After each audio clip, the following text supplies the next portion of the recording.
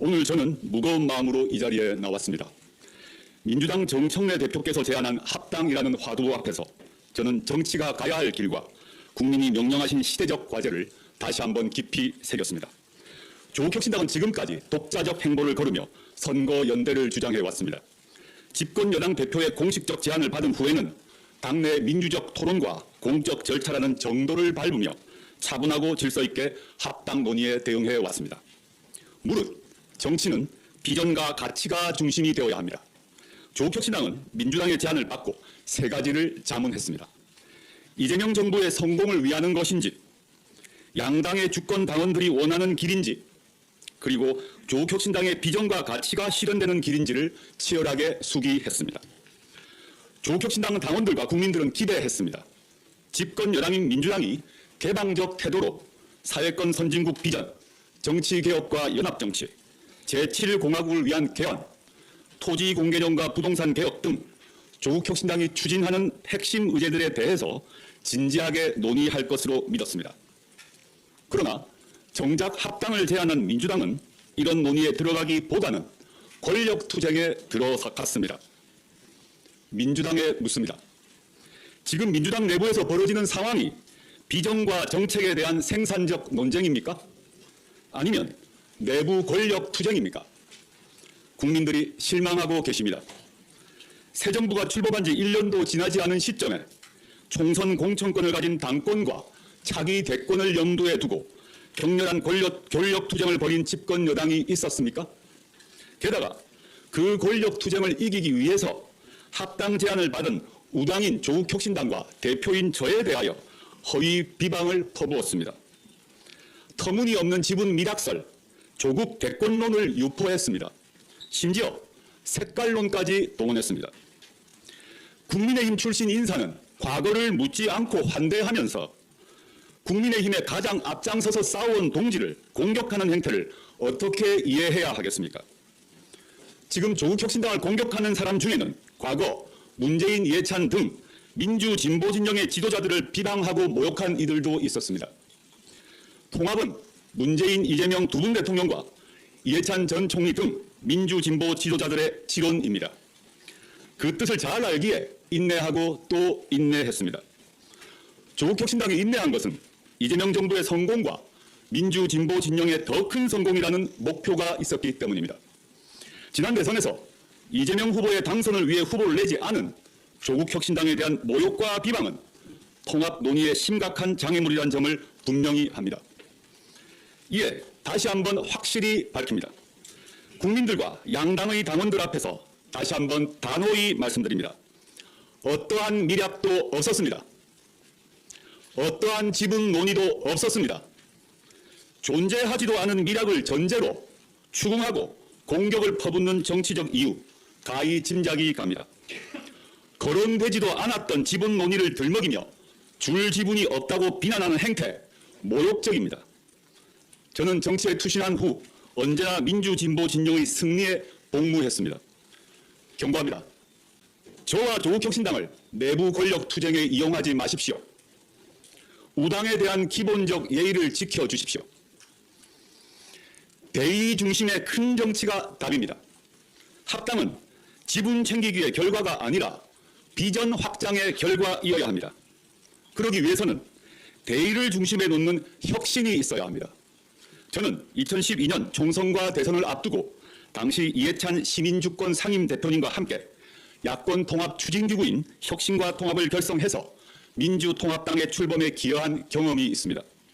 당시 이해찬 상임대표께서는 진보적 개혁적 정치 세력들은 당파적 이익에 집착하기보다는 국민들에게 희망이 될 수 있는 통합적 질서를 구축해야 한다고 일갈하셨습니다. 그렇게 하여 시민사회와 한국노총 등이 참여하는 더 큰 민주당이 만들어질 수 있었습니다. 또한 저는 2015년 문재인 대표 시절 새정치민주연합의 혁신위원으로 활동했습니다. 당시 정치인 개인과 개파 이익을 지키기 위해 혁신위원회에 대한 전면적 공격이 이루어졌지만 저와 혁신위원회는 흔들리지 않고 끝내 혁신안을 당헌 당규에 반영시켰습니다. 선출직에 대한 하위 20% 평가제도, 안심번호를 통한 국민공천 경선, 경선 시 결선 투표제 도입과 정치 신인, 여성, 장애인, 청년에게 가산점을 주는 등의 혁신을 제도화했습니다. 이러한 혁신으로 현재 민주당의 당원 주권의 골격이 만들어졌습니다. 혁신과 통합은 이렇게 가야 합니다. 저는 선거연대의 길이든 합당의 길이든 아니면 독자의 길이든 어느 길이든 간에 대의 중심의 큰 정치라는 원칙을 지켜나갈 것입니다. 민주당에 요구합니다. 이재명 정부 출범 후 조국 혁신당은 지금까지 말이 아닌 실천으로 이재명 정부를 뒷받침해왔습니다. 내란 전담 재판부법과 정보통신망법의 위헌성을 사전에 제거하여 법률의 완성도를 높였고 검찰개혁의 핵심인 수사 기소 분리의 대원칙이 실현되도록 앞장섰습니다. 사법개혁 방안도 선도적으로 제시했습니다. 개혁법안 저지를 위한 국민의힘의 필리버스터를 종결시키는데 항상 협조했습니다. 조국혁신당은 이번 주부터 지방선거 후보들에 대한 공천심사 등 본격적으로 지방선거 준비에 돌입합니다. 합당 논의의 영향을 받지 않고 국힘 제로, 부패 제로, 지방정치 혁신이라는 목표에 따라 준비한 시간표대로 뚜벅뚜벅 걸어갈 것입니다. 이에 민주당의 다음을 요구합니다. 첫째, 설 연휴가 시작되는 2월 13일 전까지 민주당의 공식 입장을 결정해 주십시오. 국민들의 실망이 크고 양당 당원들의 상처가 깊습니다. 현 상황이 계속되어서는 안 됩니다. 2월 13일까지 공식적이고 공개적인 답변이 없으면 조국혁신당은 합당은 없는 것으로 하겠습니다. 둘째, 가야 할 길을 명확히 선택해 주십시오.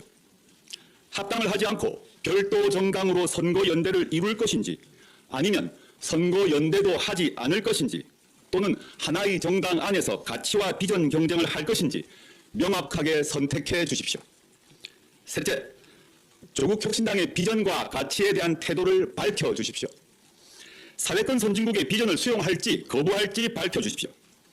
총선 시기 한동훈 씨 등 국민의힘 인사들은 빨갱이 비전이라고 비방을 했는데 유사한 생각을 하고 있지 않은지 밝혀주십시오. 대선 전 합의했던 정치개혁을 실천할지 말지, 실천한다면 어떻게 실천할 것인지 밝혀주십시오. 2018년 이재명 성남시장님의 기초선거구제 개혁 제안을 실천할 것인지 밝혀주십시오. 제7공화국을 위한 개헌을 할 것인지 말 것인지 밝혀주십시오. 토지공 개념이 좌파 사회주의 정책이므로 폐기해야 한다고 인식하고 있는지를 밝혀주십시오.